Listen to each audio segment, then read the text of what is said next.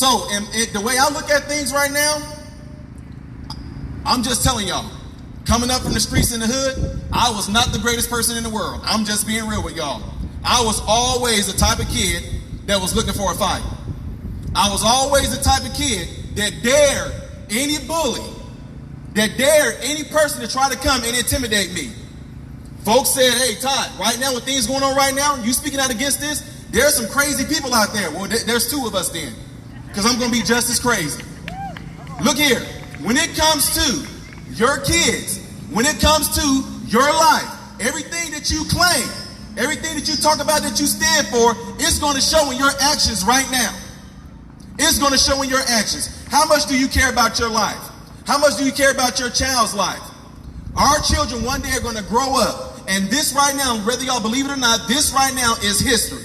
What we have going on right now is history. And once our kids or our grandkids get older and they look back and read on this, are we going to be ones that's written in the book and said, these people right here, they stood up against this evil. These people right here, they showed in their actions that they really did care for the coming generation. Or are they going to read, there was a bunch of people that just did this. All they did was talk about it. All they did was talk about it. I have people right now, I can't do it anymore. I can't just sit back and not say nothing, Todd. Well, now me, because of the point that we're at is so intensified right now, sitting back and telling me what you think and what you feel about what's going on right now, that's all good. But what are you doing? That's the question. What are you doing? When I get with people and they tell me about how they hate what's going on right now and they give me all their solutions of what they would do or what we should do, that does me no good for you to sit there and tell me if you actually are not out like you people are right now, showing this evil place what we are about. It does me no good for you to tell me how things should go or how things we want to go and this is what we should do. We have to stand up. That sounds all good. I've been in church before. I heard good preaching before. Then afterwards, you still go on with the same issue. I'm not moved by that anymore. I'm not moved by fancy words. I'm all about actions. What are the actions showing us? Now, with that being said, when it comes to these masks that we all know do not work, why in the world are they still pressing us to do it? You want to know why? Because we are complying. That's why. Hey, how about we just said, they almost had us swabbing our anus. Can you believe that? We got to a point where they almost had you leaning over and having them stick a Q-tip up your butt to see if you can get COVID that way. They almost had us that way, but what did we do? Why didn't it happen? Do any of y'all know why it didn't happen? Because people started, hey, wait, hold on, time out. You gonna stick it where? Absolutely not. Oh, go ahead and try it. Absolutely not. Why are we the same exact way about this right now? We should be the same exact way about people being unmasked with our children right now. It shouldn't just be no talk. I was just up in Chicago speaking at a conference there, and I let them know, what are y'all going to do? Can you imagine if everybody in McLean County, whether you go to Bloomington or whether you go to Sonoma High School, can you imagine if we got our kids together and we showed up with them and the kids stood outside the building and we said, for this first week of school, our kids not going. What are they going to do? Oh, well, they're going to cut sports out. They didn't have sports last year. Oh, whoop-de-doo. I'm just being serious. If my son plays sports right now, I will not be plagued by the guilt of, well, your son wants to play football. And screw football. I'm worried about my son's life. That's what I'm worried about. Screw basketball. I'm worried about my son's life. Screw tennis. I'm worried about my son's life. That's what we have to do. But the issue is, people, it's a lot of talking going on. Are y'all tired of the talking? Yeah. The best way it's going to be done is you talking to your neighbors. It's going to be done by you talking to your coworkers. Bloomington can come together, and on the first day of school, we can have it to where we're out there with our kids, and we're saying no more masks. Did y'all see that going on in Tennessee? A whole group of high schoolers showing up at their school, yelling to their school, no more masks, no more masks. And then to end up, the superintendent come back, well, if you guys try to do this, we're going to take away basketball. Look at that, threaten the kids with that. If you guys not going to do this, then we're going to take away the sports. If you guys try to come here on masks, we're going to take this away. Encourage your child to say, so what, take it. So what, take it. You can take that away, but you're not getting ready to take our freedoms away. It's been proven over and over and over again. Right now, it's amazing. It's amazing. You go to school, get your college degree in the medical field. I've been in it for 20-some odd years collectively. And now it doesn't even matter. I got colleagues that are virologists, immunologists, pulmonologists, sports medicine doctors. None of our opinions matter anymore. The only person whose opinion matters is Dr. Fauci and the CDC. So can you imagine? My colleagues that I talk to, they go to school, 15, depending on if you want to be a surgeon, 20 some odd years. They gave up half of their life. They've been practicing medicine all this time. And just within a year's time, their opinions don't matter. Their recommendations don't matter anymore. Because the only person whose opinion matters is the CDC and Dr. Fauci. I asked them this. If this is a new pandemic, if this is a new virus we ever dealt with, how is there any expert right now? How is anyone an expert in it right now? There are no experts in COVID-19 right now because it's new. But what we do know is this. If you want to know what the science is behind it, the science is the ones that actually worked in the hospital. How did I go? The first minute this came out and it was a pandemic, I'm right there working with patients in their face on the COVID floor. To this day, I have not gotten COVID-19 at all. To this day, no COVID-19. They lie about the numbers that's in there because they try to trick you. They want to play off of fear. They play off of fear with these numbers. Down in the St. Louis area, multiple facilities, multiple hospitals I work through. We hearing this on the news, me and some of the other doctors, the nurses, we're all sitting around like, they saying, wait, our ER is packed right now?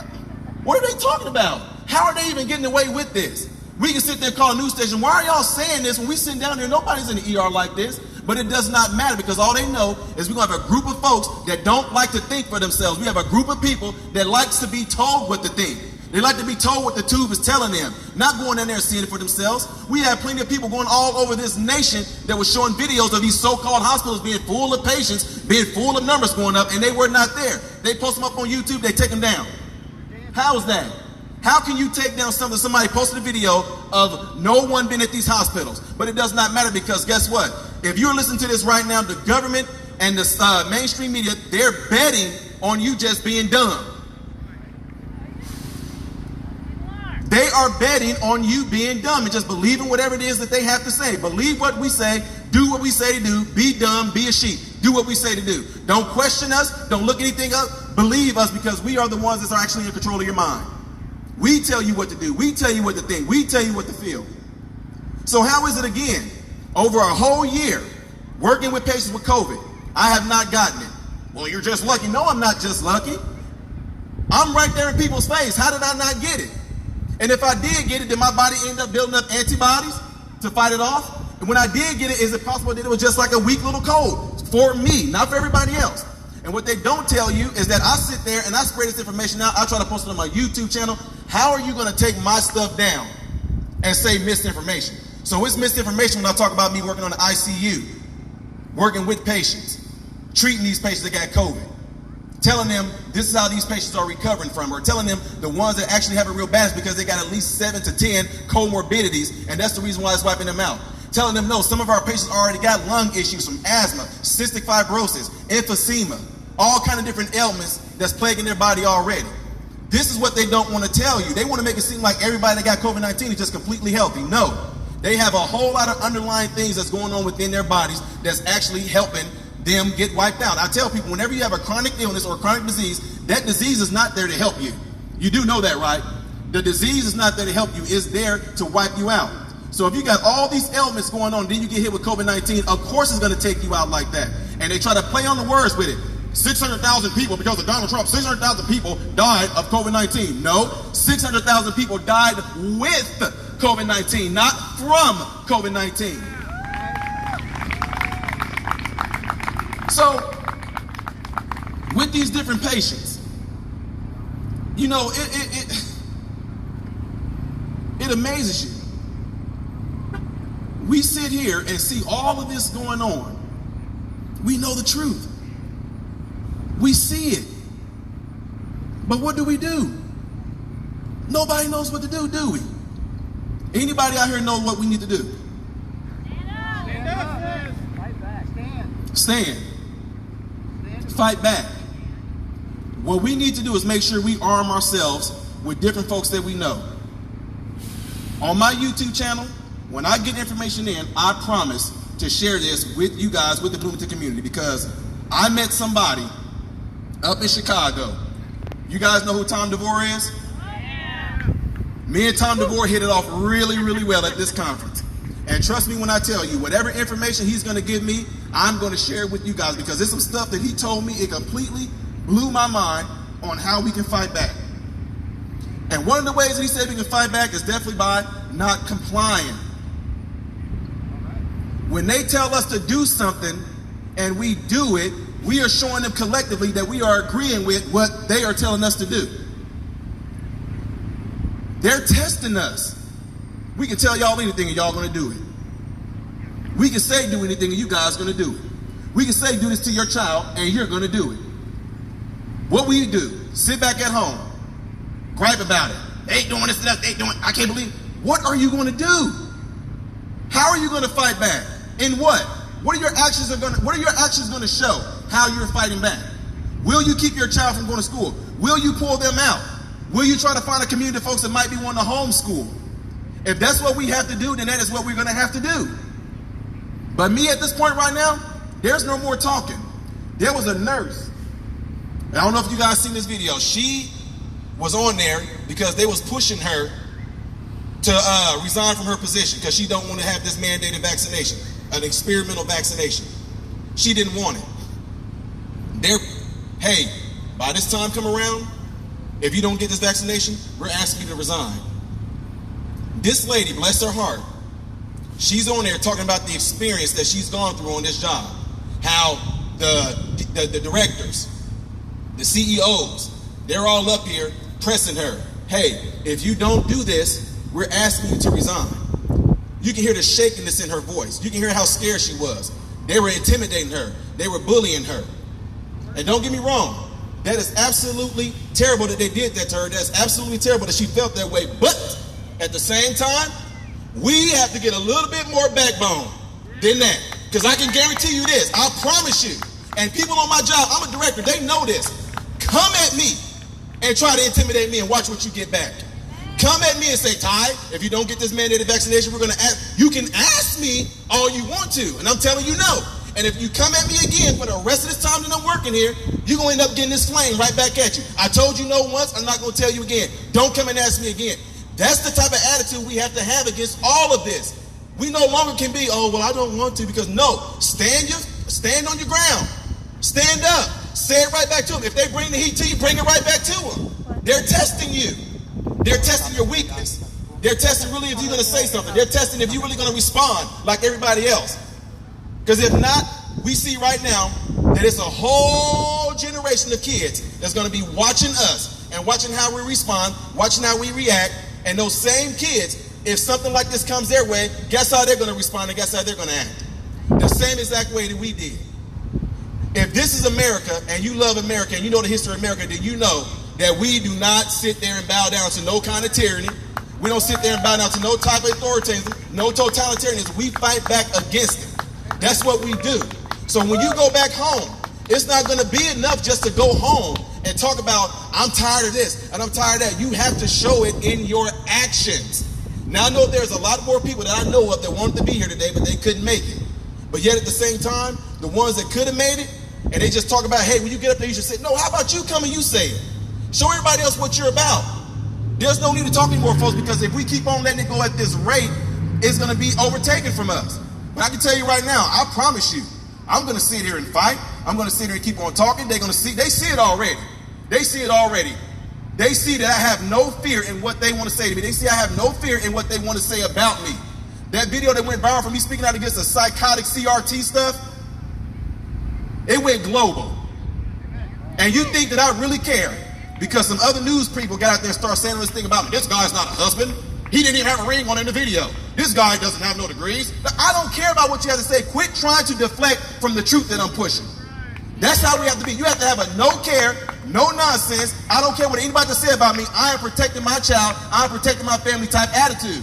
If someone was trying to kill you, this is my question to you. If someone was trying to kill and harm you, how would you defend yourself? Please, oh no, please, sir, please don't. Or would you fight like hell? How would you do it? And however it is that you will fight, you need to show that right now. Don't wait for it to get bad. Show it right now. Dare them to come and test you.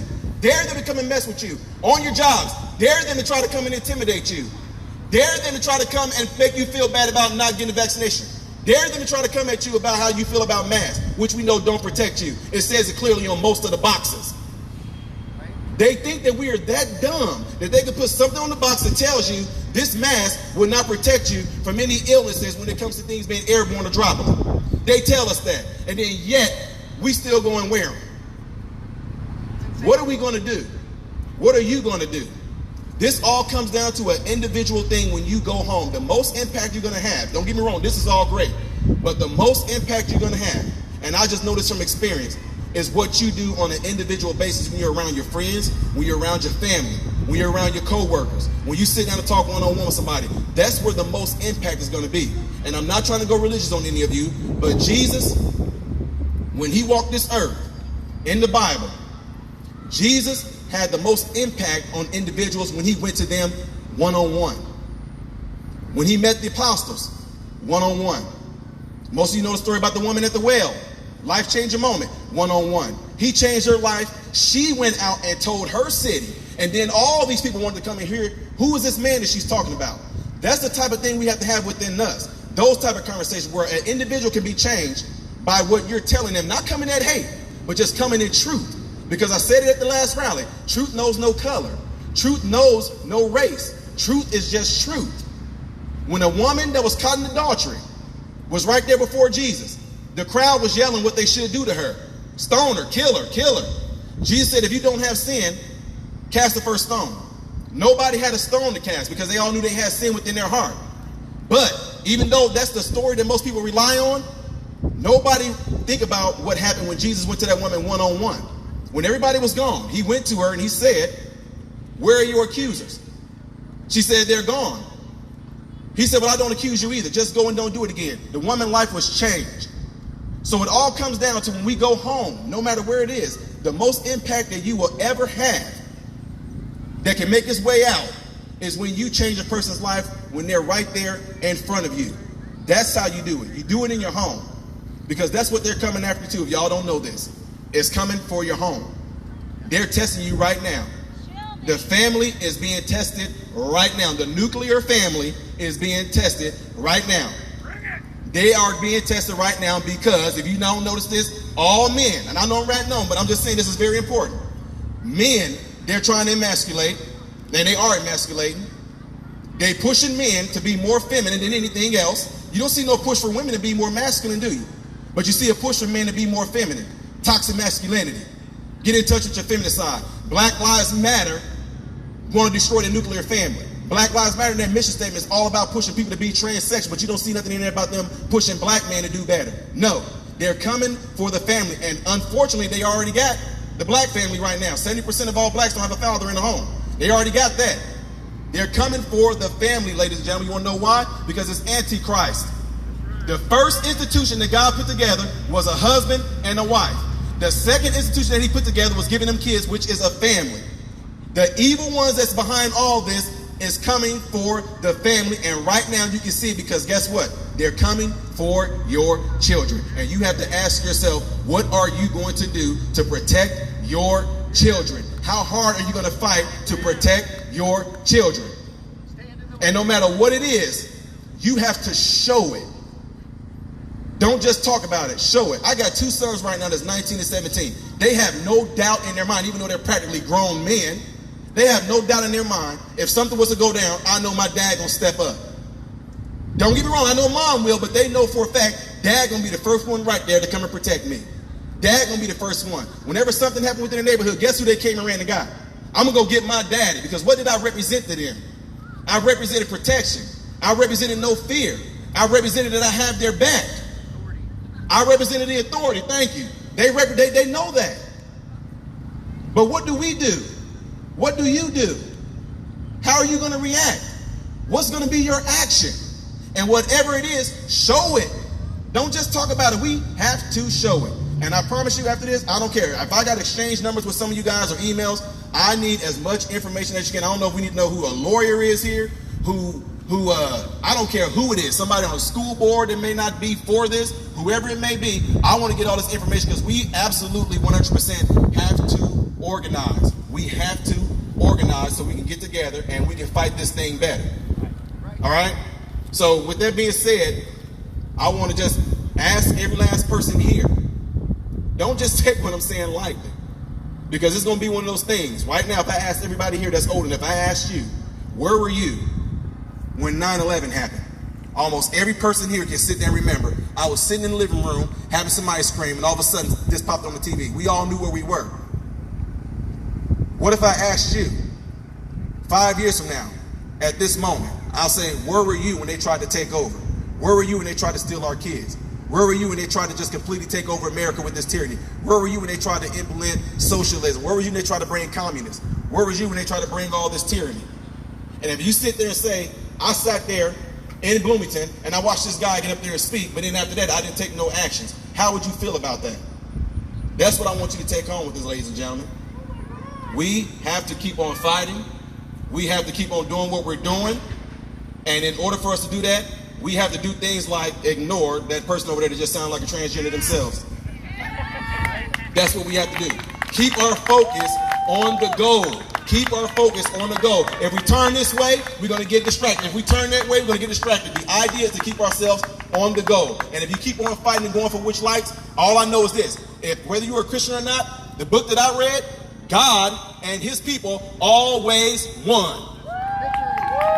God bless you all.